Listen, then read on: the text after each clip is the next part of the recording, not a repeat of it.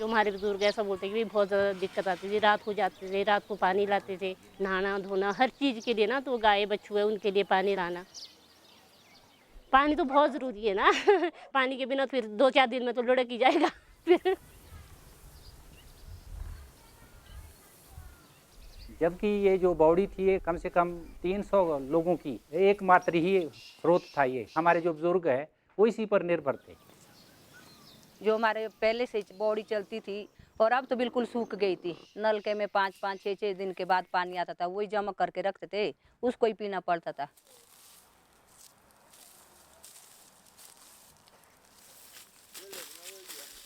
यहाँ पर पहले कृषि होती थी, गेहूं भी होते थे और जौ भी होता था। धीरे धीरे लोगों ने उधर से स्विच ऑफ करके जो है सेब लगा लिए। पर आज की डेट में ये सिचुएशन आ गई है, जिस क्वालिटी का सेब आज मार्केट में चाहिए ना सर, वो नहीं मिल रहा है उससे। कारण क्या है, आपका टाइम से ना तो बरसात होती है, वो 2 सालें ऐसी हो गई है, बरसात ऐसे टाइम में हो रही है जब फ्लावरिंग हो रही होती है।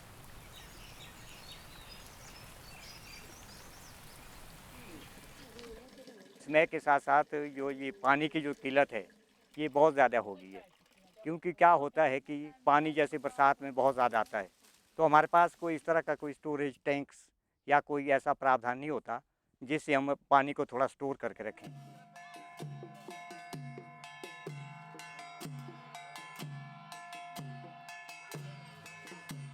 अगर मैं हिमाचल की बात करूँ तो हिमाचल को देवभूमि के नाम से भी जाना जाता है। हर चीज़ स्पिरिचुअलिटी से जुड़ी है। बावड़ी का भी वही है कि लोग पूजते हैं वो। और अगर हम बात करें तो बारिश का पैटर्न भी चेंज हो गया है, तो उनको बावड़ी की जो वैल्यू है वो भी समझ आ रही है कि अगर हम आज ये चीज़ नहीं बचाएंगे तो भविष्य में क्या है कि हमारा पानी या तो रिस्क के कहीं और निकल जाएगा, या अगर हमारा कैचमेंट एरिया हम लोग प्रोटेक्ट करके नहीं रखते हैं तो भविष्य में पानी की जो क्वालिटी है वो भी वहाँ पे कम हो जाएगी। मैं एक किसान हूँ, हमें पानी की बहुत ज़रूरत है। हमारे को दूर जाना पड़ता पानी पीने का, पानी के लिए हैंडपम्प के पास। तो हम चाहते हैं कि ये बावड़ी ठीक हो जाए। दूसरी बावड़ी हमारी सूख गई है, यही बावड़ी है, यही सहारा हमारे पास है। पहले सारे गांव वाले यहाँ से ले जाते जब हैंडपम्प नहीं था। जैसे हैंडपम्प लग गया तो ये भी धीरे धीरे सूख रही थी। हमने दूसरे गाँव में देखा कि यहाँ पे ठीक हो रही है, उनके माध्यम से हमने बात की, तब चिराग वाले आ पाए यहाँ पर। गाँव में और कितने स्रोत हैं ये बावड़ी की? बावड़ी के एक तो यहाँ थी, एक वहाँ थी, वहाँ होगी खत्म। बीच में सूख गई थी ना, तभी इसके ऊपर ध्यान नहीं दिया। अच्छा, पहले सूख जाती थी? पहले सूख गई बीच में ना, सूख गई बीच में। बारिश के बाद फिर रिचार्ज हुई है। हाँ, बावड़ी के बारे में पूछना है आपसे कि भाई कमेटी कैसे बनानी है, कैसे करना है, कैसे काम होगा। देखो, जैसे आपने हमें बताया कि आपकी बावड़ी यहाँ पे है, तो आज हम इसको देखने आए कि इसकी क्या कंडीशन है इस बावड़ी की, है ना। तो सबसे पहले क्या है, हम अपना अपने गांव की एक मीटिंग बुलाओ, है ना, जिसमें हम परिचय देंगे आपको, अपना परिचय, चिराग का परिचय, ये सब आपको मतलब जब प्रशिक्षण होगा उस टाइम पे उसको डिटेल में हम लोग आपको बताएंगे।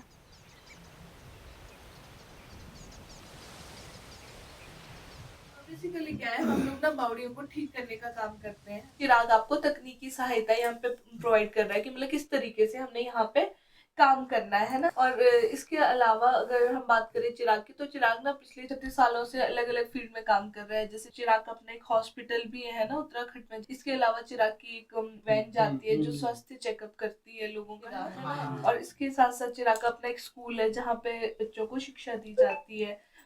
तो साथ में अगर हम यहाँ पे बात करें बावड़ी पे, तो उस बावड़ी पे काम करने के लिए आप लोगों की एक जल उपभोक्ता समिति बनानी है। तो जब चिराग 2020 में यहाँ पे आया, चिराग ने यहाँ पे हिमाचल में काम करने का सोचा, तो सबसे बड़ी बात थी कि लोगों का विश्वास कैसे जीतना है, लोगों को स्प्रिंगशेड मैनेजमेंट का कंसेप्ट कैसे क्लियर करना है, क्योंकि लोगों के लिए ये कंसेप्ट ही नया था। जैसे मेरी मैरिज हुई, मैंने बावड़ी में पानी नहीं देखा, तो अभी जैसे चिराग वाले आए, गाँव वालों की मीटिंग थी, उन्होंने समझाया कि हम इसमें पानी द्वारा रिचार्ज करेंगे, तो हम भी चुप हो गए। फिर सबने बोला कि चलो ठीक है, अगर आप बोलते हैं कि बार पानी नहीं होता है, तो यार ऐसा होता है कि बारिश का पानी इकट्ठा करना पड़ता है, नलके में भी नहीं होता है। तो कई बार बारिश भी ना हो, नलके भी ना हो, अगर हमारी बावड़ी निकल जाती है तो फिर इससे हम अपने घर तक पानी ला सकते हैं। सबसे पहले तो हम गाँव वालों के साथ किसी भी बावड़ी पर जाते हैं तो वहाँ पर पहले उसका डिस्चार्ज लेते हैं, तथा उन्हीं लोगों से समझने की कोशिश करते हैं कि स्प्रिंग का बिहेवियर किस तरीके का है।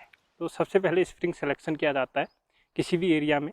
एरिया को हम चयनित करके फिर पता करते हैं कि कौन सी स्प्रिंग में काम करने की ज़रूरत है। तो नीड बेस्ड स्प्रिंग हम ढूंढते हैं। टेम्परेचर है इसका 22।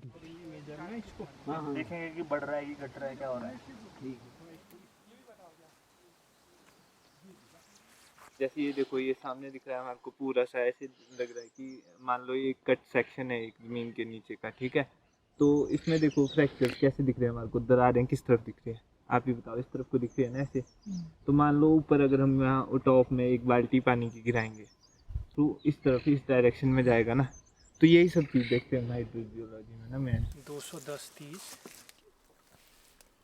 फिर वहाँ की हम जियोलॉजी देखते हैं और सर्वे करके क्लाइनोमीटर या हैमर का प्रयोग करते हैं, ताकि वहाँ की जो रॉक है, रॉक का बेडिंग प्लेन किस साइड को है, उनका डिप किस साइड को है, डिप अमाउंट कितना है, या फ्रैक्चर है तो फ्रैक्चर का पानी है जो उस स्प्रिंग को फीड कर रहा है। ये सारी सर्वे करने के बाद इसको विभिन्न सॉफ्टवेयरों से, GIS है, QGIS है, ArcGIS है या गूगल अर्थ है, उनकी मदद से हम एक पोटेंशियल रिचार्ज जोन बनाते हैं, जिसमें कि हम ट्रीटमेंट प्लान करते हैं। मोस्टली क्या होता है कि स्प्रिंग का जो कैचमेंट होता है वो दूसरे गांव में फॉल कर जाता है, उनको भी उस कंसेप्ट से अवगत करवाया जाता है और उनसे NOC ली जाती है और उसके बाद जाके हम लोग काम शुरू करते हैं। अभी अगर हम वर्तमान की बात करें तो निर्मल और रामपुर ब्लॉक में हम लोग स्प्रिंगशेड मैनेजमेंट को लेके वर्क कर रहे हैं। दो आधे मीटर है, 2 फुट का, आधा मीटर, आधा से ज़्यादा है। हाँ, आधे से थोड़ा ज़्यादा। उन्होंने जब हमारे को चिराग NGO के तहत ये जानकारी दी कि आप दोबारा से इस बॉडी को जो है ना चार्ज कर सकते हैं, तो इन्होंने एक पिट्स बनाने के लिए हमारे को कुछ राशि दी थी। तो गांव ने मिलकर वो काम किया।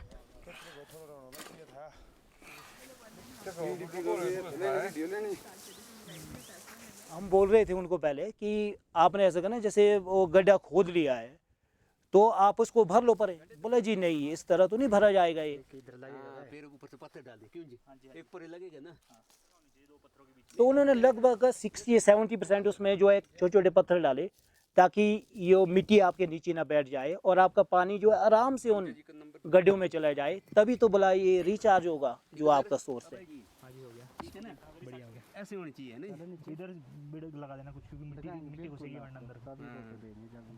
पर जब वो काम हुआ और जो आज हम देख रहे हैं उसका रिजल्ट जो है, तो वहाँ पर सचमुच ही पानी है, उपलब्ध है और 12 महीने उपलब्ध है। जैसे अब बरसात आएगी तो इतनी बरसात होगी, सारा पानी हमारी बावड़ी में ही आएगा।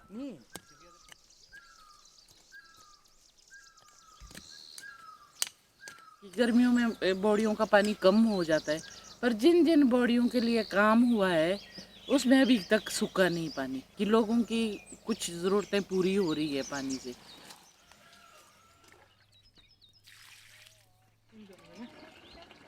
ये जो टैंक है चिराग की देन है। जैसे हमारा जो छत जल का सारा पानी हमारे इन टैंकों में आके, तो इससे हमको काफ़ी लाभ हुआ है। तो ये हमारा जो है सब्जियों के सिंचाई के लिए या हमारे बगीचे में स्प्रे करने के लिए जो है ये उपलब्ध हो रहा है। तो ये प्रोसेस हमारा चला रहेगा 12 महीने। हमको मुझे लग रहा है कि पानी की जो दिक्कत है वो नहीं होगी।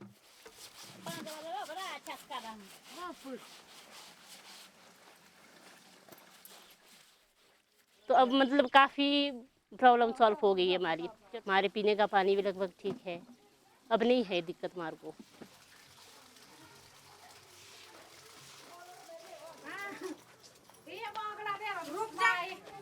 तो नमस्कार, मेरा नाम अम्बादत भट्ट है और मैं चिराग NGO से हूँ। आप लोगों को बताया होगा कि यहाँ ट्रेनिंग है, तो टेस्ट करेंगे कि पानी की जो आपका बावड़ी का आप पानी पी रहे हैं वो पीने योग्य है या नहीं है। ये किताब आपके पास दी जाएगी, इससे आपको देख देख के करना है। अगर किसी प्रोग्राम को हमें लंबे समय तक सस्टेन करना है तो उसमें कम्युनिटी का रोल अहम रहता है। तो उनकी कैपेसिटी बिल्डिंग, उनकी ट्रेनिंग कराना बहुत ज़रूरी रहता है। प्लस उसमें 2 KRP को जो ट्रेनिंग दी जाती है वो टेक्निकल ट्रेनिंग भी दी जाती है, ताकि वो आगे भविष्य में जब हमारा कार्यक्रम ख़त्म हो जाए तो उसके बाद भी उसको वो मेंटेन रख सकें। तो आपका TDS कितना है इसका? 70। तो गवर्नमेंट ने मानक बना रखे कि इतना होना चाहिए, उसके अंदर है। तो मतलब इसके हिसाब से पीने योग्य पानी है।